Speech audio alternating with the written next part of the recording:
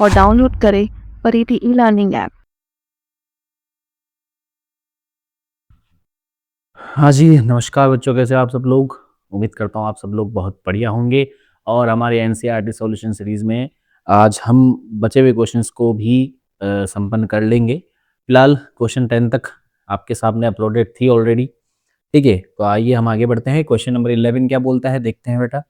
ये क्या कह रहा है कि एस्कॉर्बिक अम्ल है C6H8O6 के उस द्रव्यमान का परिकलन कीजिए जिससे 75 ग्राम एसिटिक अम्ल में घोलने पर उसके हिमांक में 1.5 डिग्री सेल्सियस की कमी हो जाए।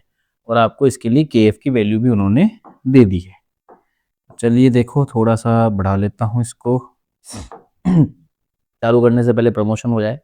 लाइक नहीं किया तो लाइक कर दे, शेयर कर दे अपने दोस्तों के साथ, अपने ग्रुप में, अपने कोचिंग क्लासेस के ग्रुप में या अपने स्कूल के ग्रुप में जिन्हें एनसीईआरटी सॉल्यूशन चाहिए। उसके अलावा हिंदी माध्यम के लिए बहुत बेहतरीन जगह रहने वाली है आप लोगों के लिए। साथ ही साथ हमारे चैनल पे कंपटीशन की क्लासेस भी रहती है, तो उन्हें भी फॉलो करना ना भूले। ठीक है, चलिए देखते हैं। तो हमें इसने कहा है कि उस द्रव्यमान का परिकलन कीजिए जो 75 ग्राम एसिटिक एसिड अम्ल में घोलने पर। ठीक है, तो इसका मतलब यहाँ पर सबसे पहली चीज जो मुझे समझ में आ रही है, विलायक। विलायक जो मुझे दिया गया है, थोड़ा सही कर लेता हूँ, ये थोड़ा ज़्यादा बड़ा हो रहा है। विलायक जो है वो है एसिटिक एसिड और उसका फॉर्मूला होता है CH3COOH। यहाँ तक कोई दिक्कत नहीं होनी चाहिए। अच्छा, कितना ग्राम लिया है बेटा हमने विलायक का द्रव्यमान? 75 ग्राम। सर अभी क्यों चाहिए? क्योंकि हिमांक कमी, हिमांक में अवनमन, हमें क्या पढ़ना है बेटा? हिमांक में अवनमन पढ़ना है, इसलिए, है ना। और हिमांक में जो अवनमन होता है उसका मैं सूत्र यहाँ लिख लेता हूँ, एक काम करता हूँ, है ना। सॉरी। अच्छा, उससे पहले कुछ चीज़ें और लिख लेते हैं। इसका मोलर द्रव्यमान भी लिख लेता हूँ मैं। मोलर द्रव्यमान, तो मोलर द्रव्यमान कितना है वो देख लेते हैं हम लोग बेटा। भाई 2 कार्बन है, 12, 12 दूनी 24, 24 और 4 कितने हुए? 28, 28 और 16, 28 और 32 कितने हो गए बेटा? 60। तो इसका मोलर भार होता है 60 ग्राम पर मोल का। ठीक है। अच्छा, उसके अलावा हमने क्या रखा है? एस्कॉर्बिक एसिड, तो मैं यहाँ लिख लेता हूँ एस्कॉर्बिक एसिड। तो एस्कॉर्बिक एसिड जो है उसका फॉर्मूला भी आपके समक्ष लिखा हुआ बेटा, C6H8O6, है ना। अच्छा, तो इन्होंने बोला है कि कितना ग्राम मिलाया गया है, तो हम इसको मान लेते हैं W। कितना मिलाया? W मिलाया, W ही हमें निकालना है, यही तो हमारा रूल होता है। हम पहले किसी चीज को मानते हैं, फिर उसे ही हम निकालने की कोशिश करते हैं। तो W ग्राम था। अब इसका मैं मोलर भार भी लिख लेता हूँ बेटा, यहाँ पे मोलर द्रव्यमान लिख लेता हूँ। तो मोलर द्रव्यमान कितना होगा देखते हैं हम लोग। आवाज सही आनी चाहिए मेरी। ठीक है, मोलर द्रव्यमान देख लो भैया कितना है, 12 छक्के 72, सही है, 8। ठीक है, और 16 होता है एक ऑक्सीजन का, तो 16 पंजे 80 और 16 कितने हो बेटा? 96। तो इसको मैंने जोड़ा, कितना हो रहा है देखो जरा, है ना। 72 और 8 80, 8 8 कितने? 160, 160 में 16 जोड़ा तो 176। देखो, सबकी अपनी अपनी कैलकुलेशन में एक तरीका होता है। ठीक है, 176 ग्राम पर मोल। ठीक है, अब देखो ऐसा क्यों किया सर, अभी निकाल लेते हैं। हिमांक में अवनमन जो होता है, मैं यहाँ लिख रहा हूँ बेटा, एक कोलिगेटिव प्रॉपर्टी है बेटा वो। ठीक है, अणुसंख्या गुणधर्म है ना। हिमांक में अवनमन, यानी कि हम इसको बोलते हैं डेल्टा TF। ठीक है, बराबर होता है बेटा KF। ये बहुत ही बेसिक डेफिनेशन है इसकी, जो अपन ग्राफ के द्वारा भी निकालते हैं, तो है ना। तो ये फॉर्मूले याद होनी चाहिए बेटा आप लोगों को, तब तो शायद आप बहुत अच्छा तरीके से इस चैप्टर को आसानी से निकाल सकते हो। फिलहाल के लिए यहाँ देखते हैं, हिमांक में अवनमन का फॉर्मूला मैंने लिखा है डेल्टा TF बराबर KFM। अवनमन का मतलब हुआ कि पहले ज्यादा था बाद में कम हो गया। पहले क्या था? ज्यादा था, बाद में क्या हुआ? कम हुआ। तो पहले ज्यादा था, अच्छा अवनमन दे रखा, तो टेंशन वाली कोई बात ही नहीं है ना। एसिटिक अम्ल में घोलने पर उसके हिमांक में 1.5 डिग्री सेल्सियस की कमी हो गई, यानी डेल्टा TF आपको 1.5 दे रखा है बेटा। ये चीज ध्यान रखना, चाहे सेल्सियस में अंतर दो या फिर वो आपको केल्विन का अंतर दे, दोनों की स्केल सेम चलती है, बस दोनों का जीरो अलग अलग होता है, लेकिन डिफरेंस तो सेम ही आता है भाई, क्योंकि दोनों सेम कदम पे चलते हैं।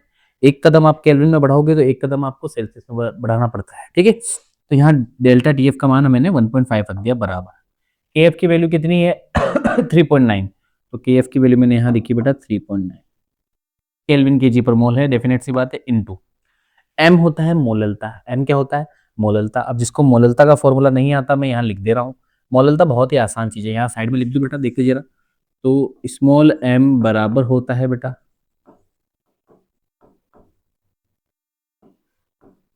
विलेय का द्रव्यमान, सॉरी विलेय के मोल। अभी क्या ऑफलाइन में थोड़ी ऑर्गेनिक भी चल रही है तो कंफ्यूजन रहता है थोड़ा थोड़ा। हाँ तो मैं यहाँ लिखता हूँ विलेय के मोल। हाँ, विलेय के मोल बटे हुए क्या आएगा बेटा? विलायक का द्रव्यमान।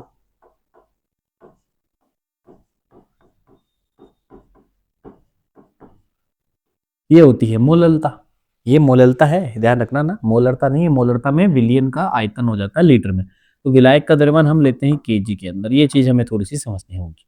अच्छा एम बराबर, यहाँ देखो विलेय के मोल निकालने हैं। मोल क्या होते हैं? दिया गया द्रव्यमान बटे हुए मोलर द्रव्यमान। मोलर द्रव्यमान मैंने पहले ही निकाल लिया 176, और दिया गया कितना है वो तो हमें निकालना है, यही हमें निकालना है। तो मैंने लिखा है इसको एम बराबर डब्ल्यू अपॉन 176 बटे विलायक का द्रव्यमान। विलायक का द्रव्यमान कितना है? 75 ग्राम। देखो ये रहा, चाहे 75 केजी, ये ग्राम उन्होंने दे रखा है लेकिन ये ग्राम में है, इसको केजी में बदलो।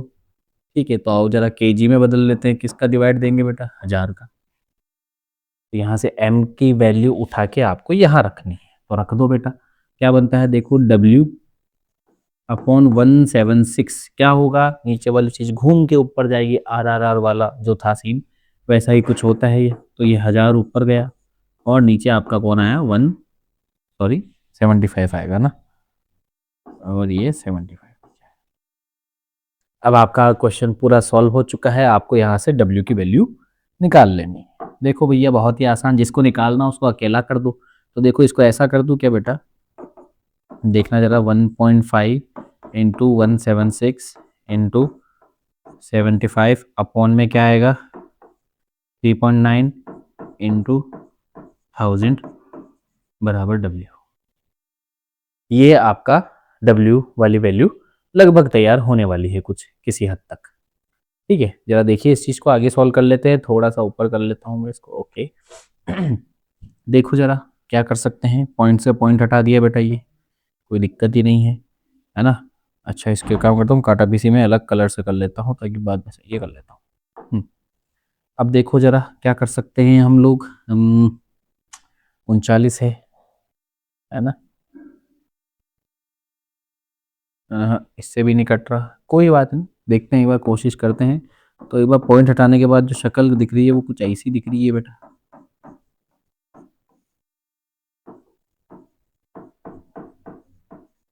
ये पॉइंट हटाने के बाद का नज़ारा है। यहाँ से W निकालना है हम लोगों को, तो चलिए करते हैं कोशिश। ठीक है, 5 से काटे, है ना, 5 से काट लेते हैं, कोई दिक्कत ही वाली बात नहीं है। तो 5 से इसको काटा तो यहाँ आया 3। ठीक है, और इसको काटा 5 से तो कितना आया बेटा? 200, है ना। 3 से इसको काटा बेटा तो आया 13 सॉरी। कोई दिक्कत नहीं, हो गया लगभग लगभग। 5 से इसको भी काटो, कोई दिक्कत नहीं। 5 से इसको काटा तो कितना आएगा बेटा? 1 और 5, 15 पंजे 75, सही है। और 5 से इसको काटा कितना आया बेटा? 40। ठीक है भाई, चलो इतना तो समझ में आ रहा है। क्या बच रहा है हम लोगों के पास? एक बार शक्ल लिख लेते हैं वापस। 176 इंटू 15 अपॉन 13 इंटू 40। ठीक है, और भी कुछ कटना चाहिए क्या? देखो जरा, कुछ कट रहा है क्या? 130, है ना। चलो एक बार काम करते हैं, 2 से इसको काटते हैं। 2 से इसको काटा बेटा, कितनी बार में जाएगा ये? और इसको भी काटा तो ये भी इस बार में गया, कोई दिक्कत नहीं। आधा करना है इसका बेटा। ठीक है, तो 17, 8 बार में गया तो 16, 1 6, 8 फिर बचा तो 88। फिर 2 से उड़ाया तो यहाँ क्या बचा बेटा? 10, और यहाँ क्या बचा? 44, सही है। फिर इसको 5 से उड़ा दिया तो यहाँ बना 2 और यहाँ बना 3, और 2 से इसको उड़ाया तो बना 22। ठीक है, तो फाइनल इक्वेशन क्या बन रही है बेटा? 22 इंटू 3 बटे 13, यानी कि 22 को 3 से गुणा किया तो 66 बटे 13, सही है। 1352 होता है बेटा, सही ना। 1352 और 13×5 = 65, तो लगभग लगभग कितना आएगा? 5.01 ग्राम के आसपास कुछ आना चाहिए। ठीक है, तो इसका आंसर करीबन करीबन कुछ 5.01 ग्राम के आसपास आना चाहिए। देखो मैंने पूरा रफली तुम्हारे सामने सॉल्व किया है, तो एक बार आप खुद इसको ट्राई करें। मेरे हिसाब से ये इसका आंसर होना चाहिए। ये कंप्लीट यहाँ पर हमारा क्वेश्चन है, तो मैं आगे बढ़ सकता हूँ बेटा। आराम से नहीं समझ में आया तो एक बार देखिए, कैलकुलेशन है, इट्स ऑल अबाउट कैलकुलेशन। केवल एक फॉर्मूले से काम, ये रहा, इसी फॉर्मूले से काम हो जाएगा। ठीक है, आगे बढ़ते हैं। तीसरा क्वेश्चन, अच्छा इसको सेट करना पड़ेगा, चलो कर लेते हैं। चलो थोड़ा सा करनी पड़ती है मेहनत कभी कभी। चलो, 1,85,000 मोलर द्रव्यमान वाले एक बहुलक के 1 ग्राम को 37 डिग्री सेल्सियस पर 450 ml जल में घोलने से उत्पन्न विलयन की परासरण दाब का पास्कल में परिकलन करें। पास्कल में परिकलन करना भैया, कैलकुलेशन किस में चाहिए इनको, पास्कल में चाहिए, है ना। तो चलो देखते हैं बेटा, इस चीज को करने की कोशिश करते हैं। तो 1,85,000 मोलर द्रव्यमान दे दिया, उसका दिया गया द्रव्यमान भी है, उसका वो सब आ गया, तापमान भी दे दिया, आयतन भी दे दिया। परासरण दाब निकालो भाई। परासरण दाब होता है, लिख लो, सॉरी लिख लेता हूँ थोड़ा, इसको हम लिखेंगे परासरण दाब बराबर होता है CRT। CRT क्या होता है, यानी पाई, है ना। ये पाई बराबर क्या होता है बेटा, फॉर्मूला CRT। तो आपका जो C है, एक्चुअल में जो C है बेटा, वो होता है सांद्रता। अब सांद्रता कैसे निकलती है बेटा, विलेय के मूल बटे हुए विलयन का आयतन। सही है, पाई निकालना है हम लोगों को, तो मैंने यहाँ लिखा पाई बराबर C का मान क्या बनेगा बेटा, C का मान मैं यहाँ लिख देता हूँ थोड़ा सा, है ना। तो सांद्र का C बराबर क्या होता है बेटा, मोल बटे हुए आयतन। तो C बराबर बनता है, मोल कितना हुआ बेटा, दिया गया द्रव्यमान है 1 ग्राम, है ना। और भाई का मोलर द्रव्यमान कितना है बेटा, ओहो ये तो बहुत ज्यादा है। ये आपका आ गया, आयतन कितना है 450 ml। इसको लीटर में बदलो तो 1000 का भाग दे दो, सॉल्व करोगे तो ये 3 जीरो से ये 3 जीरो छू हो जाएंगे। क्या बचता है आप लोगों के पास, 1/185 गुणा, घूम जाएगा ऊपर जाके तो 1/450 बचता है। तो ये आपकी सांद्रता बन के तैयार हुई, ये C की वैल्यू है ना। तापमान कितना देर का है, तापमान देर का 37 डिग्री सेल्सियस। ठीक है भैया, तापमान भी तैयार कर लेते हैं। तो टेम्परेचर बराबर दे रखा है 37 डिग्री सेल्सियस, इसको बदलो केल्विन में। केल्विन में बदलने के लिए हमें चाहिए होगा 273 को जोड़ना। तो मैं इसमें जोड़ देता हूँ, बहुत ही आसान लग रहा है दिखने में। कैलकुलेशन में गलतियां होने के बहुत चांस होते हैं, तो पॉइंट में भी हम लेके चलते हैं ताकि गलती कम हो। ठीक है भैया, देखो जरा, 5 ऐसा कैसा ही, 1 ऐसा कैसा है, 3 7 0, 1 हाथ का 10, 11 1 3, 310.15 केल्विन। तो टी की वैल्यू भी मुझे मिल गई यहाँ से 310.15 केल्विन। ठीक है, तो यहाँ वैल्यू रख लेते हैं हम लोग। वैल्यू रखने में कोई दिक्कत वाली बात नहीं है, एक बार सॉल्व करके देख लेते हैं। सी की वैल्यू मैं रख रहा हूँ बेटा, यहाँ पे हमारे सामने तैयार है, 1/185 गुणा 450। ठीक है, आर की वैल्यू मुझे रखनी है, तो आर की वैल्यू जो हम रखते आए हैं हमेशा वही रखेंगे बेटा, 0.083 वाली, है ना। हाँ, 0.083 है ना। ठीक है। और टी की वैल्यू मैं यहाँ रख दे रहा हूँ बेटा आप लोगों के सामने 310.15। इसको सॉल्व कर लो, यहाँ से पाई की वैल्यू निकल जाएगी। पाई की वैल्यू निकलती हुई दिख रही है आपको, पॉइंट हटाया हम लोगों ने और एक पॉइंट ये भी हटाया, तो हमारे पास नीचे लग गया 10⁵5। क्या बनता है देखो, 83 गुणा 310/15 / 185 गुणा 450 गुणा 10⁵5। ठीक है, तो ये कुछ वैल्यू आई है यहाँ पर, है ना। अब यहाँ क्या बचता है देखो जरा, कुछ कट रहा है क्या, बहुत कुछ कट रहा होगा। तो पाई बराबर यहाँ से हम काट लेते हैं, 10⁵5 को मैं ऊपर भेज देता हूँ, तो 83 गुणा 3000 कितना है, 31,000 है क्या, हाँ। 15 इंटू 10⁻⁻4 सॉरी 10⁻⁻5 बटे 185 गुणा 450। चलो एक आसान सा काम तो कर लेते हैं, काटा पीसी में दिमाग चलता है। ये पॉइंट से पॉइंट हटाया, सही है, हटाऊं क्या, चलो रहने दो, काम आएगा अभी, है ना। चलो, तो ये इक्वेशन बन के रेडी होती है। यहाँ से जो भी आंसर आएगा बेटा वो बार में आएगा, वो आंसर किस में आएगा, हम लोगों का बार में आएगा। और अब हम बार वाली वैल्यू को कन्वर्ट करेंगे, क्योंकि हम जानते हैं 1 bar is equal to 101325 pascal. तो जो भी आंसर हमने निकाला वो एक्चुअल में बार में निकाला है। जो भी आंसर यहाँ आएगा वो बार में आएगा इस फॉर्मूले से, है ना।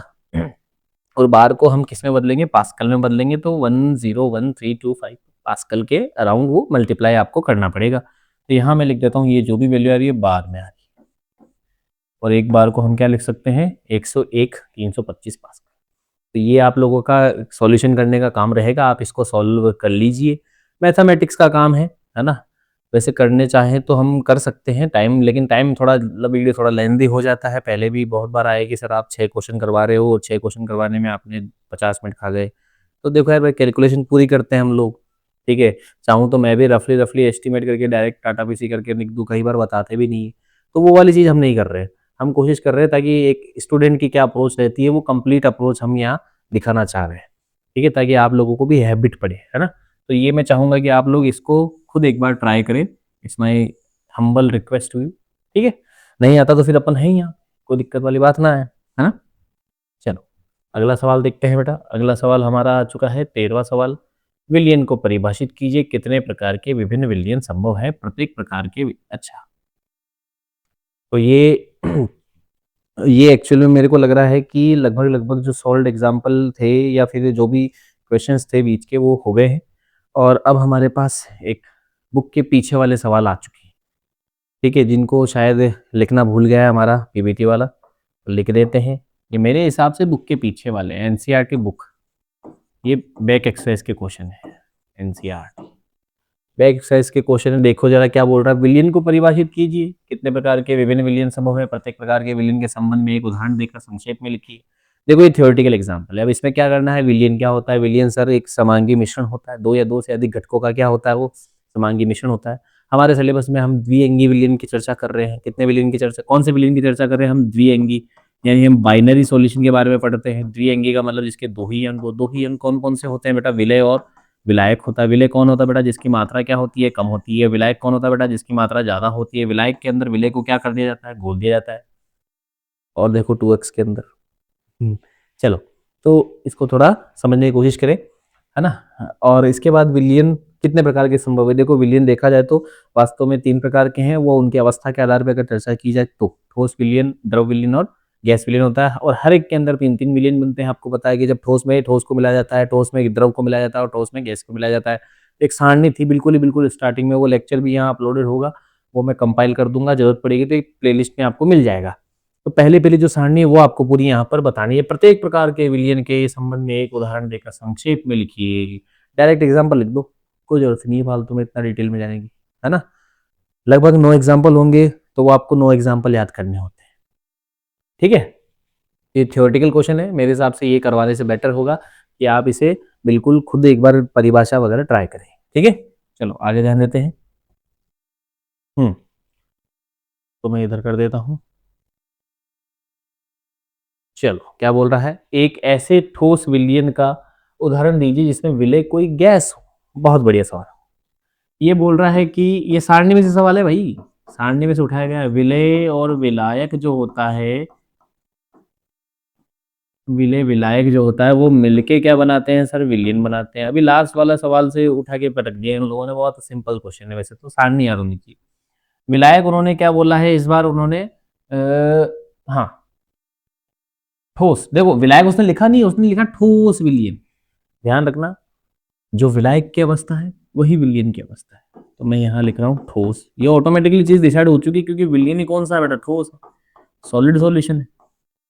तो विलय आपको चाहिए बेटा गैस, विलायक ठोस है और विलय आपका कौन है, गैस है। तो इसका बहुत ही आसान सा एग्जाम्पल था, कक्षा 11 में यूज किया गया था बेटा, पीपी, पीडी, एनआई, याद करो। अब चेन वाली अभी क्या थी, पाई बॉन्ड तोड़ते थे हम इसमें, और जब हम इसके ऊपर हाइड्रोजन गैस डालते हैं। तो एक्चुअल में आपकी इस बुक में इस सारणी में लिखा हुआ है बेटा पैलेडीकृत, ठीक है। सॉरी हाइड्रोजनीकृत होगा मेरे हिसाब से, मतलब पैलेडियम के अंदर ये हाइड्रोजन गैस का प्रवाह जो होता है वो ये माना जाता है आपका ठोस बीज, ठीक है। तो ये उसके अंदर आप एक बार और देख लीजिएगा, ठीक है। बुक में क्या लिखा है, बुक में जो लिखा है वो मेन है ना, लेकिन मैंने एग्जाम्पल बता दिया आपको फॉर्मूले के हिसाब से। या आप इसको बोल सकते हो पैलेडीकृत हाइड्रोजन बोल सकते हैं। क्या बोल सकते हैं? पैलेडीकृत हाइड्रोजन। मेरे हिसाब से हाइड्रोजनीकृत पैलेडियम होगा। ठीक है, ठीक है, तो आप इस चीज का ध्यान रखना। आप तो ये भी लिख के आ सकते हो कि पैलेडियम प्लस हाइड्रोजन। ठीक है, पैलेडियम जो होता है वो ठोस होता है बेटा, और ये आपका क्या होता है? गैस होता है। हम पैलेडियम पर हाइड्रोजन गैस छिड़कते हैं। ये डी ब्लॉक का आदमी है बेटा, ये उत्प्रेरकीय के गुण के कारण ऐसा हम काम कर पाते हैं। ठीक है, चलिए आगे बढ़ते हैं। सारणी में से सवाल है, बिल्कुल स्टार्टिंग में से। अगला सवाल, निम्न शब्दों को परिभाषित करें। चलो ठीक है भैया, थ्योरी का सवाल फिर से आ गया है। हाँ चलो देखते हैं क्या बोला है इसने। निम्न को परिभाषित करें। सबसे पहला मोल अंश बेटा, मोल अंश आपका क्या होता है बेटा? काई होता है। ठीक है, मोल अंश क्या होता है? काई होता है। ये किसी भी विलयन में उपस्थित किसी अवयव का मोल अंश क्या होता है कि कुल सॉरी विलयन में उपस्थित कुल जितने भी अवयव है उनके कुल मोलों की संख्या में उस अवयव का कितने मोल है। ठीक है, उसका जो अनुपात है ना, वो आपका क्या कहलाता है?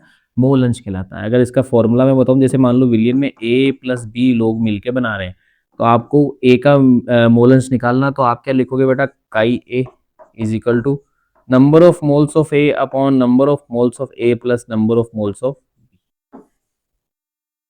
ये तो यहाँ से आप डेफिनेशन बना सकते हो कि विलयन में उपस्थित कुल मोलों की संख्या व किसी घटक के मोलों की संख्या का अनुपात उस घटक का क्या कहलाता है? मोल अंश। ये मोल अंश है भैया। और मोल अंश की एक सिंपल से डेफिनेशन भी होती है, क्या? काई ए प्लस काई बी बराबर एक। मतलब जितने भी लोग हैं एक विलयन में उपस्थित, उन सबके मोलों का मोल अंश का जो योग होता है वो कितना आता है? 1 के बराबर होता है। जैसे प्रायिकता के अंदर हम करते हैं, सभी प्रायिकताओं का योग कितना होता है? 1 होता है मैथमेटिक्स में। वैसे ही केमिस्ट्री के अंदर मोल अंश यानी विलयन के सभी जितने भी घटक हैं उन सभी का मोल अंश अगर आप देखोगे तो वो कितना आएगा? 1 के बराबर आता है। चलिए आगे बढ़ते हैं। देखो ये थ्योरी है, मैं इस पे इतना टाइम नहीं देना चाह रहा, या मैं बचाना चाह रहा हूँ समय की पाबंदी है हमारे ऊपर थोड़ी सी। ठीक है, मौलिकता की हम बात कर लेते हैं। इतना है कि हाँ आपका काम हो जाएगा, है ना। और फिर भी अगर आपको दिक्कत लगती है तो आप जाइए हमारे नोट्स डाउनलोड कीजिए, या फिर आप नोट्स खुद बनाए मेरी माने तो। ठीक है चलो मोललता देखते हैं। मोललता क्या होती है? अभी बताया था, मोललता को स्मॉल एम से डिनोट किया जाता है बेटा। फॉर्मूला क्या होता है? मोल्स, मोलों की संख्या विलय की बटे हुए विलायक का द्रव्यमान, वो भी किसमें चाहिए होता है बेटा? केजी के अंदर। तो द्रव्यमान किसमें चाहिए आपको? केजी में। किसका चाहिए होता है बेटा? विलायक। ध्यान रखें इस चीज का। ठीक है, मोलरता क्या होती है? इसको कैपिटल एम से दिखाया जाता है कि किसी भी 1 लीटर विलियन में उपस्थित विलय के मोलों की कुल संख्या को हम उसकी मोलरता कहते हैं। इसे कैपिटल एम से दर्शाया जाता है। इसकी इकाई क्या होती है? मोल प्रति लीटर होती है। मोलरता की इकाई क्या होती है बेटा? ध्यान देता हूँ, मोल पर केजी। ठीक है भैया, द्रव्यमान प्रतिशत क्या होता है? वेट बाय वेट की बात चल रही है। वेट बाय वेट परसेंटेज का फॉर्मूला लिख दो बेटा। अवयव का द्रव्यमान बटे हुए क्या आता है बेटा? विलियन का कुल द्रव्यमान। विलियन का कुल द्रव्यमान गुणा 100 से कर दो, ये परसेंटेज हो गया सर। बहुत ही आसान चीज। चलिए आगे बढ़े, माइक चल रहा है, चल रहा है, आगे बढ़ते हैं। 7वां सवाल। चलो फाइनली एक अच्छा सवाल आता हुआ यहाँ। ये बुक के पीछे का सवाल है। ये मेरे हिसाब से 2.4 या 2.5 वाला सवाल होगा। ठीक है, देखिए बेटा इस क्वेश्चन को देखते हैं। बहुत ही अच्छा क्वेश्चन लग रहा है ये देखने में।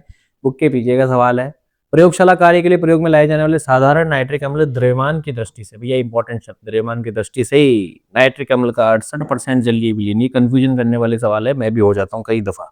इतनी बार सोल्व करने के बाद भी मैं इसको गलती कर बैठता हूँ, तो भैया आप भी इस पर ध्यान दें। उसने यहाँ बोल दिया द्रव्यमान की दृष्टि से, कहानी यही खत्म हो गई। उलझाने के लिए उसने जलीय विलयन बोला है, तो हम चले जाएंगे आयतन प्रतिशत पे। हमें द्रव्यमान की दृष्टि पे बात करनी है, तो मैं क्या लिखूंगा बेटा? द्रव्यमान की दृष्टि से। कौन सी, किसकी दृष्टि से बेटा? द्रव्यमान की दृष्टि से। द्रव्यमान की दृष्टि से 68 ग्राम HNO3 प्लस 32 ग्राम पानी है बेटा, तो कुल कितना विलयन हुआ? 100 ग्राम।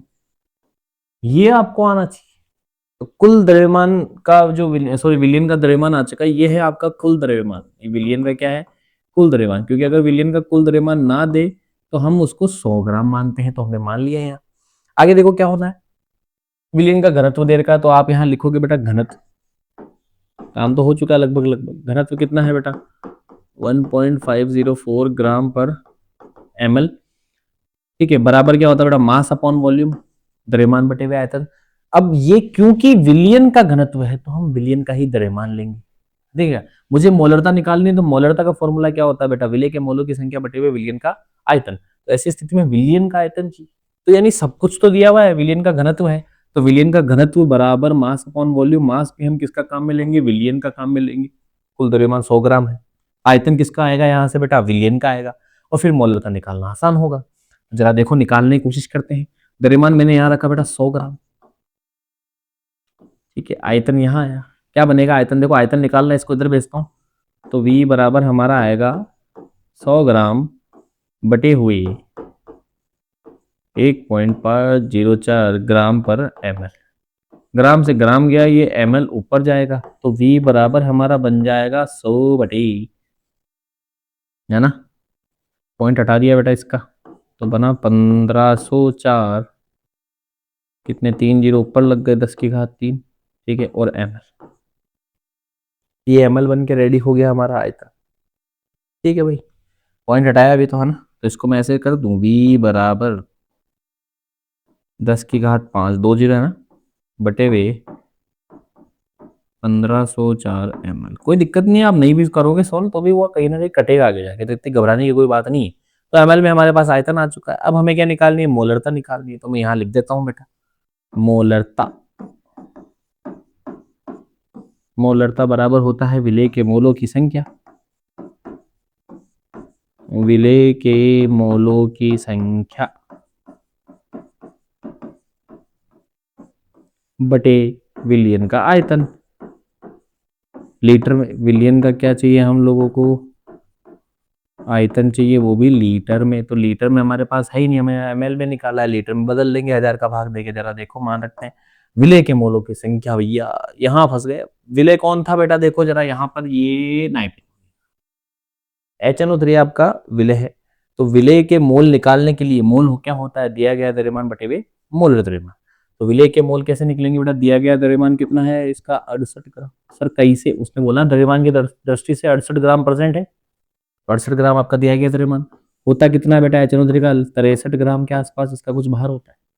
ठीक है, ये याद करने पड़ेंगे आपको। H plus N plus O plus O plus O। H का 1, नाइट्रोजन का 14, 16 48, 48 में 15 जोड़ो बेटा 63 आ जाता है ना? 2 10 12 3 63 से ही बटे हुए। उसने हमें क्या बोला? ये तो इसका मान आएगा मोल, है ना? आगे देखो विलयन का आयतन, ये रहा ml में। इसको हम लीटर में बदलेंगे तो 10 की घात 5 बटे 1504। इसमें भाग दूंगा तो यहाँ आ जाएगा 1000। ml से क्या बन गया? लीटर बन गया। सही है। घुमा दो बेटा कहानी को, ऊपर जाके घूम गया तो क्या बना? 68 ग्राम बटे हुए 63 ग्राम पर मोल गुणा, या RR वाला गेम खेल जाओ, 1504 गुणा 1000 बटे हुए 10 की घात 5। ठीक है भाई, सॉल्व करते हैं। ये 10 की घात 3 है, इधर 10 की घात 3 से ये गया पूरा, तो यहाँ 2 बचेगा, 10 का स्क्वायर बचता है ना? तो यहाँ क्या बचता है? देखो 68 गुना 1504 बटे 63। सही चल रहा हूँ? हाँ बिल्कुल सही चल रहा हूँ फिलहाल तो। इधर क्या है? 10 का स्क्वायर, तो ऐसे लिख देता हूँ 100। ठीक है, लिख सकता हूँ बेटा, कोई दिक्कत नहीं इसमें। अब देखो थोड़ा सा गेम खेलते हैं, इसको भाग दो। इसमें इसका भाग दिया तो क्या बना? 68 गुणा 15.04 बटे 63। अब इसको आपको सॉल्व करना है। चलो गुणा कर लेते हैं यहाँ, जब टाइम है थोड़ा बहुत देख लो, ताकि तुम्हें भी मालूम पड़े। पूरा सॉल्व करना पड़ता है। 8 चौके कितना होता है? 6। अच्छा कट रहा है क्या? 3 से ही नहीं कट रहा, किसी से नहीं कट रहा। काटो, देखो आओ, काटना खुद ही पड़ेगा। 8 चौके 32, 2 3 हाथ का 3 यहाँ, 8 पंजे 40, 0 4, 8 एकम 8, 4 12 गुणा 6 चौका 24, 4 2 हाथ का, फिर 2 यहाँ, 6 पंजो 30, 0 3 हाथ का गया, 6 एकम 6 और 1 3 9, 2 3 4 7, 2 2 10 पॉइंट लगाएंगे, 2 के बाद एक ये पॉइंट लगाएंगे, तो हमारा बना 1022.7 इंटू, अच्छा इससे तो गुणा करा दिया ना मैं, सॉरी। इसमें अब हम भाग देंगे बेटा 72 है ना, इसमें हम भाग देंगे 63 का, तो 1022.72 में हम 63 का भाग देंगे, तो 63 का भाग जाएगा बेटा एक बार, तो जाहिर है यहाँ 3 में देखो जरा, ये 3 रहे, इसमें भाग जाएगा तो एक बार में गया, कितना बच गया, कितना बचा 32 37 37 बच गया, दो दो और बच गए, तो 372, तो 372 बचे बेटा, 372 में 60 का भाग दो, लगभग लगभग अंदाजन 636 है ना, 6 बार में जा रहा है, तो 6 18, 360 और 18 318, लगभग लगभग 5 बार में जा रहा है मेरे हिसाब से, 15 के आसपास, 5 में जाएगा क्या, देखते हैं जरा इसमें है क्या कैलकुलेटर, और वाह यार ये रहा, कितना है 1022, अरे 1022 भाजक इसका है 1022 के अंदर 63 का, ये 16.22, अच्छा ठीक है, 16.22 इसका आंसर आ रहा है, तो ये लीजिए 16.22 है ना, तो ये मोलरता थी, तो कैपिटल एम हमने लगा दिया, ये इसका आंसर। आई होप आपको ये क्वेश्चन समझ में आएगा, कैलकुलेशन वाले अच्छे क्वेश्चन आते हैं, ठीक है, राजस्थान बोर्ड के हिसाब से देखा जाए तो अच्छा क्वेश्चन है, आई थिंक मैं जरूर ये प्रेफर करूंगा, और ऐसे सवाल बहुत दफा पूछे भी जाते हैं, तो आप लोग इन सवालों को तैयार करें, अगले सवाल हम अगली वीडियो में लेके आ रहे हैं, ठीक है, बने रहे, छोटी वीडियोस पे मैं थोड़ा फोकस करूंगा, रीजन है कि भाई मुझे पता है आपको जल्दी देखनी होती है, लेकिन जिन लोगों को पूरा एक एक स्टेप देखना होता है उनके लिए बहुत अच्छी चीज़ है, सेशन के स्टार्टिंग में ये चीज़ थी, ये डेफिनेटली ऐप पे अवेलेबल थी, और अब हम इन्हें पब्लिश कर रहे हैं, डेफिनेट सी बात है, पब्लिक देना जरूरी है कि आप लोगों का फ़ायदा हो, तो ठीक है, किसी भी प्रकार की दिक्कत होती है तो कमेंट सेक्शन आपके लिए ओपन है, और आपको नोट्स चाहिए तो आप लोग हमारी ऐप पर या हमारी वेबसाइट पर जा सकते हैं, www.myparidhi.live, हाँ, नोट्स आपको मिल जाएंगे, लिंक आपको दिख जाएगा, हर चीज़ स्क्रीन पर देखिए और पढ़ते रहिए, किसी भी प्रकार की समस्या होती है तो आप हमसे संपर्क कर सकते हैं कमेंट में। All the very best, good.